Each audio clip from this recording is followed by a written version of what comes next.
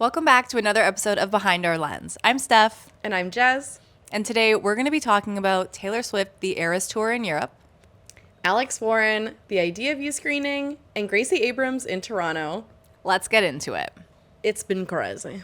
It's been so crazy that I barely even remember half of this stuff. So this will be great. It'll be like a little recap for ourselves. Right. Yeah, so we got to do a really fun and interesting interview opportunity with Alex Warren. And it was really great, too, because Shannon had already talked to Alex in LA at the iHeart Awards, but she got to do the Edgewalk with him. Crazy. Which, shockingly, isn't the first time that we've done this. That's right. Which is the craziest part to me. So this was the second time filming at the CN Tower, and it was so exciting, but I don't know how they could do it. I watched from afar. Yeah, I was offered it once, and I was like, maybe not. No thanks. Yeah. Everyone was like, oh, are you doing it? And I was like, No, not for me. We'll stay indoors. Yeah, but this was exciting because we actually got to go up to the Sky Pod this time and watch them from above, which was terrifying and exciting at the same time. Yeah. It was so much fun, and not only did we get to do that interview, and they seem to have so much fun, but we actually got to go see him perform some songs. Oh, cool. At the Warner office. Oh, I didn't even realize that. Yeah, That's afterwards. fun. So it was a full day with Alex Warren. It was lovely, and it was highs and lows, all the emotions. And that week, Jess got to go see The Idea of You, a special screening. Yes, I went to the advanced screening, and it was so much fun. I was so excited to see this movie. Yeah. I love it. I've watched it many times so far. And the first time, it was just so exciting to get to see it before it came out. Yeah. And I actually made a funny little video. And You did, that's right. It blew up. She went a So little viral. It was crazy. Yeah. That was my first video over 1 million on both platforms, Right. TikTok and Instagram. And what's it at now? It's over 10 million on Instagram. Wow. And I think it's at 5.5 on TikTok. That's So crazy. It never stops. Well, you know, the context of this TikTok is that she's basically saying Harry Styles is looking at the movie being like, is this movie about me? Well, I just found it funny because the movie came out and they were doing a lot of advanced press. Yeah. And I will say, you know, sometimes they just don't go deep enough. Right. And everyone was asking them about Olivia Wilde. Yeah. And it is not in that time frame. Not at all. It's in the 1D days. It's Harry and Caroline Flack. Right. Which, so I titled it and I went down the line of like Harry Styles and Olivia Wilde watching the movie. Yeah. And it's the euphoria sound. Right. With like, is this fucking play about us? And it was a funny little joke. And I made the caption as like, the OGs Know like, what it's about. know what this Yeah. is actually about. And no one read my caption. So that's where we're at. and then 13 or over 10 million Yeah. views later. Yeah. It's okay. So that's all right. We'll take the engagement. Yeah. It was fun. Yeah. But yeah, highly recommend the movie. Yeah, I love thought the it was movie. great. I watched it as well when it came out on Amazon, and I love it. I was obsessed with it. I also just love Anne Hathaway. Oh, Yeah. the casting, perfect. Their chemistry, Yeah. so good. So good. Yeah, I loved it. it was great. What a fun story. That's what every girl dreams of. Yeah, literally every fangirl's dream. Yeah, sign me up. Speaking of Harry Styles, just to mention, I had the best time ever because I recently turned 30. Oh, that's right. The big 3-0, and I had the time of my life. So I just want to mention to anyone who doesn't know if they should just go for it, just throw yourself a One Direction birthday party because it was the best time of my life. She did. She did a 30th birthday 1D Live while we're young. birthday party, and it was a great time. Yeah, it really makes you feel back younger. So, Really makes you feel like you're not turning 30. yeah, it worked. So Jess also got to go see another advanced screening. I did. I actually went to Back to Black, the Amy Winehouse How was it? movie. So, interestingly enough, I really liked it. It was very sad. Why is that interesting? There was really varying opinions on the film. And I think it's mostly around people who really knew Amy's story. Right. I can't say that I did. Right. Like, not enough. I think we were too young Young, at the yeah. time for when it was like the hard hitting. Yeah, I think we were too young Yeah. to know what was really going on. Yeah, it was a hard time. Yeah. And I think the film, I don't know, maybe didn't dive deep enough for people who were diehard fans. Right. But I thought it was a good sort of overall. But I've also heard that people really liked the original better, which I can't find anywhere. So I don't know where to watch it to compare. Right. But yeah, it's interesting. Yeah, I want to watch it. I haven't seen it yet. So the first one, the father hated because I think it painted him in a truer light, which again, I didn't know that it was a falser light of this new one. Right. But he definitely is portrayed better. I didn't think he was evil or anything, but apparently he kind of was. So, yeah. So I think there was a bit more family support from this because of that. Yeah. And maybe some people didn't like it because of that. Yeah. But I thought it was a good film. Nice. Well, I will watch that. I'll put that on my list. Yeah. And another fun event you got to go to, Gracie Abrams was in Toronto. Yes. What a fun time. And I found this so interesting because I didn't know a ton around her catalog of music. Yeah. But after seeing her perform, I have been changed. Honestly, me too. They're like hooked in my head now. Yeah. When I saw your TikTok of her singing Risk, Oh my God. I literally was like, Yeah. I'm going to go to Spotify, save the song. And now I listen to it all the time. And I'm like, Yeah. I just have this like new appreciation for her. I don't know. I never really fully listened to her music before. Yeah, I was totally blown away. Yeah. She sounded unreal. She It was did. a really stripped back, like acoustic, intimate performance Yeah. at Universal. Yeah. There were fans there, industry, and to be honest, also seeing how well the connections were with the fans and how she interacted with them. Yeah. It was just, that also really changes my view on Yeah. people. Like seeing how they interact with their fans. I agree. And I saw that Yeah. honestly through your TikToks. Yeah. Like I watched all of You're them. I watched all of them and I was like, I felt the exact same thing.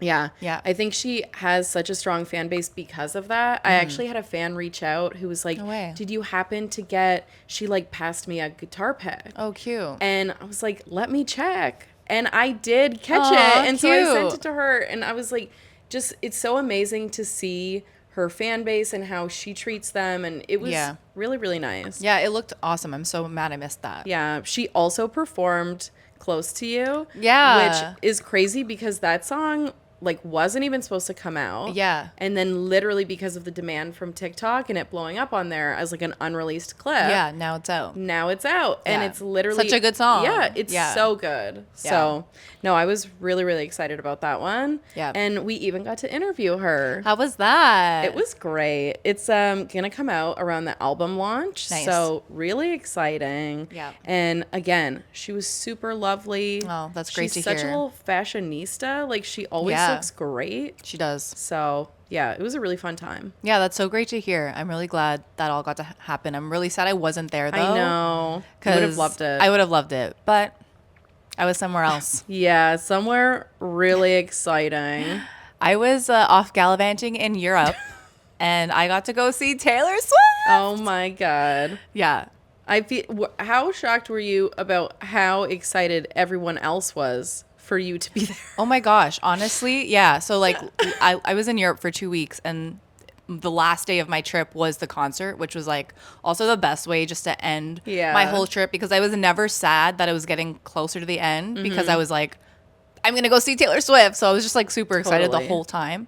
But so many people DM'd me being like, I can't wait for you to go to this concert and see her, and I'm so excited for you. And I was just like honestly blown away by how many people actually were like so excited for me. Yeah. But I'm obviously a huge Taylor fan. This is the merch from the concert.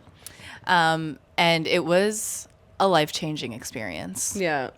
It really was. And like, I'm not even saying that lightly. Like, I just feel like a different human after What was the your concert. favorite part? Well, first off, the fact that she changed the set list for Europe and like added in the Tortured Poets department, I was so Yeah. excited about. Like when she started her European tour, we were still together in office working. Yes. and Watching the live stream. watching the live stream on TikTok, as we do all the Yeah. time. And like just seeing how it's changed and then adding in Tortured The Poets. outfits, everything. I feel like there's so many little things. Yeah, there are. Yeah, like her 1989 outfits and just like just everything. I'm obsessed. So I was like really happy that I actually got to go see it now with this change rather than last year, even though obviously I would have been thrilled to see it last year would too. have gone to both. And I would have gone to both if I could have. Yeah. No, but I was just like thrilled and so excited to just like see the new album too and perform like all my favorite songs from the album also. Yeah. It was awesome. But anyways, yeah. Crazy. And then when the day finally came to go to the tour, honestly, it was like an outer body of experience. Like, I still can't believe that I got to see it. It was all a blur. I also feel like even like your surprise songs were so lucky. Oh my God. The surprise songs. Okay, so to recap, I went to Lisbon night 2. And the surprise songs were Tortured Poets Department, which like, I don't know if this is a controversial take, but I'm like obsessed with that song. I feel like I've heard some people say that they're like, don't like that's like the title track and like they expected something else. Yeah. Maybe I'm just listening to the wrong people because like I love that song so much. So I was so excited for that. Yeah. And then she paired it with Now That We Don't Talk. And like I love that song. Yeah. And it's like one of the best vault tracks. Like 1989 has like some of the best vault tracks she's ever written in my opinion. And so like I was just like thrilled for that. So she did all that on guitar. And then when she went to the piano, she started with You're on Your Own, Kid. And I was like, holy crap. How are we getting this song? Oh my God. I was just like, what? And then midway through, she changes to Long Live. And when I tell you, me and my best friend looked at each other and like instantly start crying. Because it was on the set list. And then it was removed to make room. Yeah. And I was so upset that when it got taken off the set list, because that was like the song that like me and my friends would like belt in the car and like just like being a Taylor Swift fan and like being able to sing that like to her was just like something I've always wanted to do. And like maybe I did do on the Speak Now tour, but like I wanted to do it now, you know, because now like her legacy and it's just like it means a lot. Anyway, so when she took it out of the set list, I was so upset. So when she added it back and like for us and like we were there together and we were just like, how is this happening? I literally started crying and like we both did. And we were like, what is happening right now? Oh my God. And then I didn't know if I should like record it all or just be in the moment. So I have like random like 10-second videos of like her like saying like one line of each like part. Oh my God. And then I'm like, I'm just going to live in the moment. And it was honestly just like magical. It was amazing. It looked so good. It was. It honestly was so much fun. I feel like you're so emotional. I am. It was honestly so much fun. And my friend lost her voice before it even happened. Like before the concert started. She sang like during the opener? She sang one song of Paramore. And then I went to the washroom and came back and she was like, I have no voice. And I'm like, what happened? Oh, wow. Yeah, it was hilarious. But anyways. It is hilarious. Moral of the story is going to see Taylor Swift in Europe is 100% worth it. Yeah. It was the best time of my life. I had such a good time. And like everything that I thought it was going to be. Yeah. It was. And more. Like I was just like, this is a magical experience. Yeah. What do you think? Because there's tons of speculation.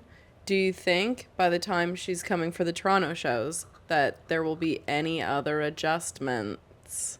Yeah, I think so. Probably. I feel like that's a long time from now. November. Yeah, I agree. Like, who knows? Lots of time for things. Reputation TV could be announced by then. I see all the TikToks. I know. Of all of these different conspiracies. All of the theories. I don't know which ones. So I have no idea. There's too many and they all are like delivered with such intense facts that I'm like, I believe this. Like this could happen, but then you see another one and it's a different date, and I'm like, apparently there's 14 things happening. Yeah, literally, I'm like seeing the ones that are like June 13th. She's making an announcement. I'm like, that could be it. And then it's like August 9th. She's making an announcement. I'm like, that could be it. And then everyone's like, she's waiting until September after the Grammy like cutoff. And I'm like, that could be it. I'm like, crazy. I don't know. They all make sense. We just keep clowning ourselves. She could do anything. She can do anything. But doesn't matter what she does. Like, I will be there. I will listen. I will watch. If she wanted a 12-hour concert, sign me up. You know what, though? That's like 1D Day. People should bring that back. What the heck was that? You didn't know about that? I don't know. What is it? 1D Day is when they live stream for like literally like a whole day. It was ridiculous. I don't think I remember that. Yeah. It was a wild time. Taylor would like to do that. I will be there. I'm sure lots of people would be there. Yes, I'm sure. Yeah. It may break the internet. It may. So. Also, just to say, like, so many people traveled to Europe. Oh my God. To go see Taylor Swift. Can I just talk about, like, the experience being in Lisbon? Yeah. With Taylor Swift going on that weekend. I got there the Thursday night, and she had the show the Friday and the Saturday.